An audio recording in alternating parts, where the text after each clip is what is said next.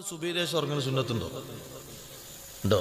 സുബഹി നിസ്കാരം കഴിഞ്ഞ് സൂര്യൻ ഉദിക്കുന്ന സമയം വരെ ഉറങ്ങിയാൽ ജീവിതത്തിലും സമ്പത്തിലും ബർക്കത്തുണ്ടാകൂല എന്നാ മുഹമ്മദ് റസൂലുള്ളാഹി. സുബഹി നിസ്കാരം കഴിഞ്ഞ് മദീനത്തെ പള്ളിയിൽ നിന്ന് നബി തങ്ങൾ നേരെ കയറി ഒരു ദിവസം ഫാത്തിമ ബീവി റളിയല്ലാഹു അൻഹയുടെ വീട്ടിലേക്ക്. ഇമാം തിർമിദി റളിയല്ലാഹു അൻഹു റിപ്പോർട്ട് ചെയ്യുന്ന ഹദീസിൽ കാണാം, ഫാത്തിമ ബീവിന്റെ വീട്ടിൽ കയറിയപ്പോ ഫാത്തിമ ബീവി റളിയല്ലാഹു അൻഹ സുബഹി നിസ്കരിച്ച് ഉറങ്ങുകയാണ്. ഫാത്തിമ ബീവിയെ വിളിച്ചിട്ട് പറയുന്നു, മോളെ ഇത് ഉറക്കിന്റെ സമയമല്ല, സൂര്യൻ ഉദിക്കുന്നത് വരെ അല്ലാഹ് റിസ്ക് വിശാലമാക്കുന്ന സമയമാ, ആഫിയത്ത് അല്ലാഹ് കൊടുക്കുന്ന സമയമാ, ഭക്ഷണത്തിന് ബറക്കത്ത് കൊടുക്കുന്ന സമയമാ, ഓരോരുത്തർക്കും അല്ലാഹ് ഖലാക്കിയ സമ്പത്തിൽ അല്ലാഹ് ബറക്കത്ത് കൊടുക്കുന്ന സമയമാണ്. ആ സമയം വരെ ഉറങ്ങിക്കൂടാ. അപ്പൊ ഞാൻ ഒന്നാമത്തെ ദിവസം തന്നെ നിങ്ങൾ നിയന്ത്രിക്കണം. ഒന്നാമത്തെ ദിവസം ഉറങ്ങിയ രണ്ടിന്റെ അന്ന് ഉറങ്ങും, 30 വരെ ഉറങ്ങും. ഒന്നാമത്തെ ദിവസം എങ്ങനെ നിയന്ത്രിക്കണം?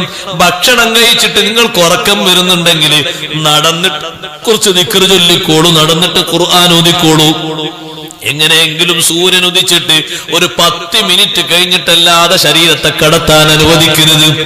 അങ്ങനെയൊന്നും ശീലമാക്കിയാൽ വലിയ ബറക്കത്തും ഭാഗ്യവും നേടിയെടുക്കാൻ പറ്റും. ഏറെ ഖുർആൻ ഓതി തീർക്കാൻ പറ്റും. ഒരു കാര്യം, ഖുർആൻ ഓതി പുരുഷന്മാര് അധികരിപ്പിക്കണം, അത് സ്ത്രീകളും അധികരിപ്പിക്കണം. രണ്ടാമത്തത് പുരുഷന്മാർക്ക് മാത്രമുള്ളതാണ് ഈത്തിക്കാഫ്, അധികരിപ്പിക്കണം. നിസ്കാരം കഴിഞ്ഞ പാടെ പോരരുത്. നിസ്കരിക്കാൻ കുറെ മുമ്പ് പള്ളിയിലെത്തുക, എന്നിട്ട് ഖുർആൻ ഓതുക. നിസ്കാരം കഴിഞ്ഞാലും ളുഹ്റിനും അസ്റിനും കുറച്ചുകൂടി ടൈം അവിടെ ഇരിക്കണം. തറാവീഹ് കഴിഞ്ഞാൽ ഒരു അരമണിക്കൂറും കൂടി ഇരിക്കണം. ഈത്തിക്കാഫിന്റെ നീളം കൂടട്ടെ. പള്ളിയിൽ ഈത്തിക്കാഫ് ഇരിക്കുന്നത് റബ്ബിന് എത്ര വലിയ ഇഷ്ടമാ.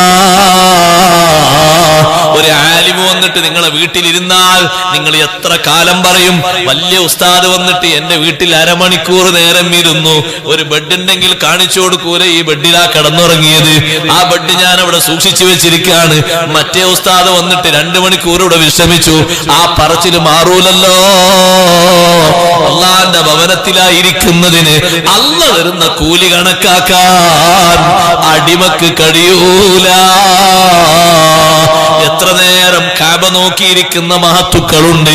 പള്ളി മിഹ്റാബിലേക്ക് നോക്കല്, പള്ളിയിലേക്ക് നോക്കല് ഇബാദത്തല്ലേ?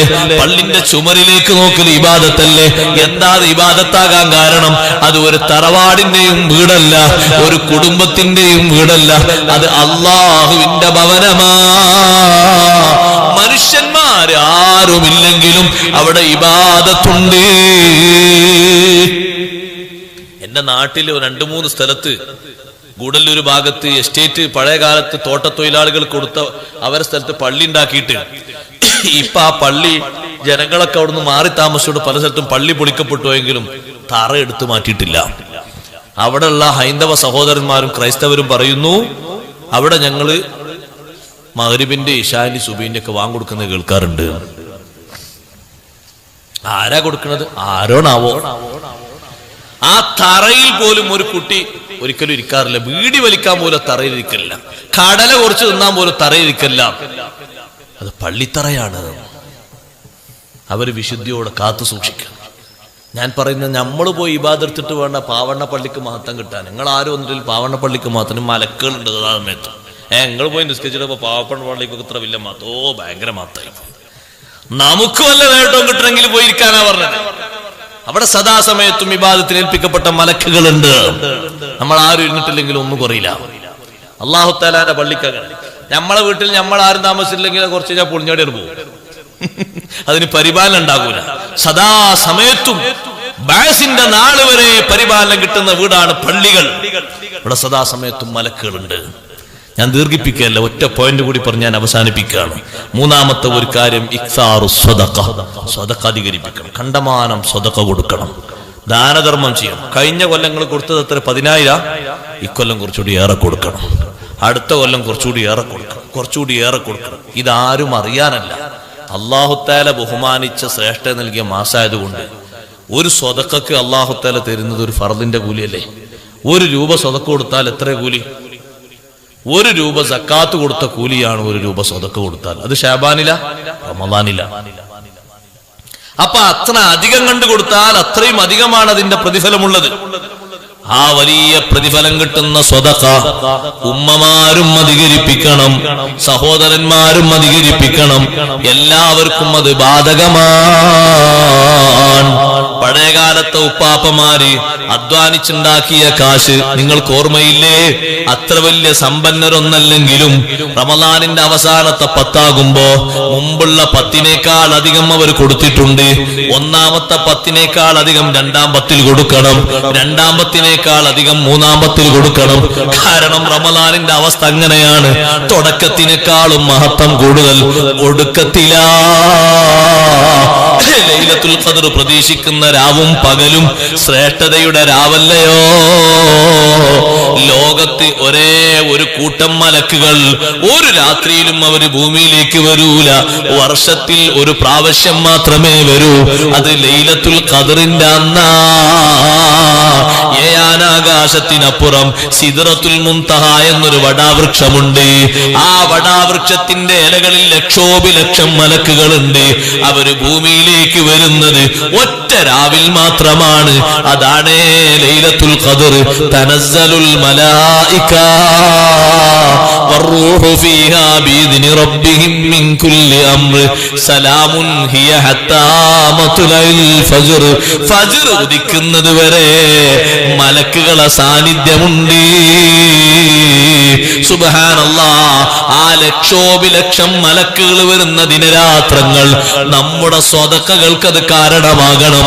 അവര് സാക്ഷ്യപ്പെടുത്തണം. അതുപോലെ നമ്മുടെ നല്ല ആരാധനകൾക്ക് അത് പങ്കാകണം. നമ്മുടെ ഇബാദത്തിനും നമ്മുടെ നിസ്കാരത്തിനും നമ്മുടെ ഖുർആനോത്തിനും അവർ അല്ലാഹുവിന്റെ അടുക്കൽ സാക്ഷികളാകണം. ആ തരത്തിൽ നമ്മൾ അതിന്റെ എണ്ണം പെരുപ്പിക്കണം. അല്ലാഹ് നമുക്ക് തൗഫീഖ് നൽകട്ടെ. വിശുദ്ധ റമദാൻ അങ്ങോട്ട് കഴിയുമ്പോ അവസാനത്തെ രാവിന് ഏറ്റവും വലിയൊരു മഹത്വമുണ്ട്. അതുകൂടി പറഞ്ഞ് ഞാൻ എന്റെ വാക്കുകൾ അവസാനിപ്പിക്കാം. റമദാന്റെ മഹത്വം തീർന്നുകൊണ്ടല്ല, ഞാനത് ആ ഹദീസിന്റെ ഒരു ആദ്യ ഭാഗം മാത്രമേ ഓതി വെച്ചിട്ടുള്ളൂ. ആ ഹദീസിൽ ഇനി ഒരുപാട് കാര്യങ്ങൾ വേറെ പറയുന്നുണ്ട്. ആ കാര്യങ്ങളൊക്കെ കൂടി ഉൾക്കൊണ്ട് റമദാനിൽ നല്ലൊരു മാറ്റം നമുക്ക് വേണം. എത്ര കൊല്ലത്ത് റമദാൻ വന്നിട്ട് ഒരു മാറ്റം ഉണ്ടായിട്ടില്ലെങ്കിൽ സഹോദരന്മാരെ, നമ്മൾ അള്ളാഹുവിൽ നിന്ന് എത്ര അകലുന്നത്.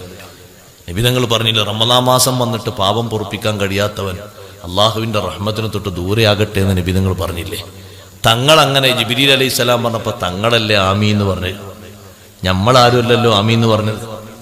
ആ ആമീന്റെ ആളുകളാകരുത് നമ്മൾ. റമദാൻ വന്നിട്ട് പാപം പുറത്ത് കിട്ടണം, മാറ്റങ്ങൾ കിട്ടണം. നമ്മുടെ കൽബും ശരീരവും സ്വഭാവവും ഒക്കെ മാറണം. അങ്ങനെ മാറ്റത്തിന്റെ റമളാനായി അള്ളാഹു നമ്മിൽ നിന്ന് സ്വീകരിക്കുമാറാകട്ടെ. റമളാൻ ഷരീഫ് ഹൃദ്യമായി സ്വീകരിക്കാനും സുഹൃതങ്ങളൊക്കെ ഇഖ്ലാസോടുകൂടി ചെയ്യാനും അള്ളാഹു ആഫിയത്ത് നൽകുമാറാകട്ടെ. ആരോഗ്യം പേടിക്കുന്ന പലരുമുണ്ട്. അവർക്കൊക്കെ അള്ളാഹു തആല നല്ല സിഹത്തും സലാമത്തും ഏറ്റിക്കൊടുക്കട്ടെ. കഴിഞ്ഞ വർഷം റമളാനിൽ ചെയ്തതിനേക്കാൾ സുഹൃതങ്ങൾ നല്ല ഈമാനിലും തഖ്വയിലും ചെയ്യാൻ അള്ളാഹു ഭാഗ്യം ചെയ്യുമാറാകട്ടെ. കഴിഞ്ഞ വർഷത്തേക്കാൾ ഏറെ സുഹൃതങ്ങൾ അധികരിപ്പിക്കാൻ അള്ളാഹു തൗഫീഖ് നൽകുമാറാകട്ടെ. എല്ലാ സുഹൃതങ്ങളിലും റമളാൻ മാസത്തിൽ പങ്കുകൊണ്ട് റമളാൻ കഴിഞ്ഞ 29ാമത്തെ രാവ്, റമളാന്റെ അവസാനത്തെ രാവ് 29ാം രാവല്ലേ, അല്ലെങ്കിൽ 30ാം രാവ്, അവസാനത്തെ രാവ് വരുമ്പോ നബി സല്ലല്ലാഹു അലൈഹി വസല്ലം തങ്ങൾ പറഞ്ഞു, എല്ലാവർക്കും അല്ലാഹു പുറത്തു കൊടുക്കുന്നു. ആ സമയത്ത് ചോദിച്ചു സ്വഹാബ നബിയേ, അഹിയ ലൈലത്തുൽ ഖദ്രി, അത് ലൈലത്തുൽ ഖദ്റാണോ? അല്ലേ അല്ല, റമളാനിന്റെ അവസാനത്തെ രാവ് അല്ലാഹ് എല്ലാവർക്കും പുറത്തു കൊടുക്കുന്നത് എങ്ങനെയെന്ന് ചോദിച്ചപ്പോ നബി തങ്ങളെ മറുപടി, പണിക്കാര് പണി കഴിഞ്ഞാൽ കൂട്ടാനുള്ളത് മുഴുവൻ കൂട്ടിയിട്ട് മുതലാളിമാര് കൊടുക്കാറില്ലേ? എല്ലാ പണിയും കഴിഞ്ഞു, നേരത്തെ കുറെ കൊടുത്തിട്ടുണ്ട്, ഇനി എത്ര ബാലൻസ് ഉണ്ട് എന്ന് ചോദിച്ച് പൂർണ്ണമാക്കി കൊടുക്കാറില്ലേ? ഇതുപോലെ അധ്വാനങ്ങൾ കഴിയുകയാ. പകല് ഒരുപാട് പട്ടിണി കിടന്നു, രാത്രി ഒരുപാട് ക്ഷീണമനുഭവിച്ചു, ഉറക്കൊഴിച്ച് നിസ്കരിച്ചു, ഒരുപാട് ദാനധർമ്മങ്ങൾ ചെയ്തു, നല്ലവരെ നോമ്പ് തുറപ്പിച്ചു, നല്ല ഒത്താശകൾ ചെയ്തു, നല്ല കാര്യങ്ങളിലൊക്കെ സംഗമിച്ചു, ഒരുപാട് സിയാറത്തുകളൊക്കെ ചെയ്തു. ഇങ്ങനെ ഒരു പുതിയ ആവേശം വന്ന് പണി തീരാനാകുമ്പോ അല്ലാഹ് പുറത്തു കൊടുക്കുകയാണ്. ആ പൊറുക്കപ്പെടുന്ന ആളുകളിൽ അല്ലാഹു നമ്മെ എല്ലാവരെയും ഉൾപ്പെടുത്തി തരുമാറാകട്ടെ. നമ്മുടെ മജ്ലിസ് അല്ലാഹു ഖബൂലാക്കി തരട്ടെ. ദുആഇന് ഉത്തരമുള്ള സദസ്സുകളിൽ പെടുത്തി തരട്ടെ. വിശുദ്ധ റമളാനിന്റെ കാര്യങ്ങളൊക്കെ ഉൾക്കൊണ്ട് റമളാൻ മാസത്തിൽ നല്ലൊരു മാറ്റത്തിന് നമ്മളെ ഈ വാളും കാര്യങ്ങളൊക്കെ നിങ്ങൾ ശ്രദ്ധിച്ച് നമ്മൾ ഓരോരുത്തരും പറയുന്ന ഞാനും കേൾക്കുന്ന നിങ്ങളും നമ്മൾ ഓരോരുത്തരും മാറണം. മാറിയിട്ട് റമളാൻ ഒരു 10 കഴിയുമ്പോഴേക്ക് ആത്മീയമായ ഒരു ചെറിയ പുരോഗതിയെങ്കിലും നമ്മുടെ ഖൽബിൽ, നമ്മുടെ സ്വഭാവത്തിൽ, നമ്മുടെ ഓരോ പ്രവർത്തനത്തിലും എത്തണം.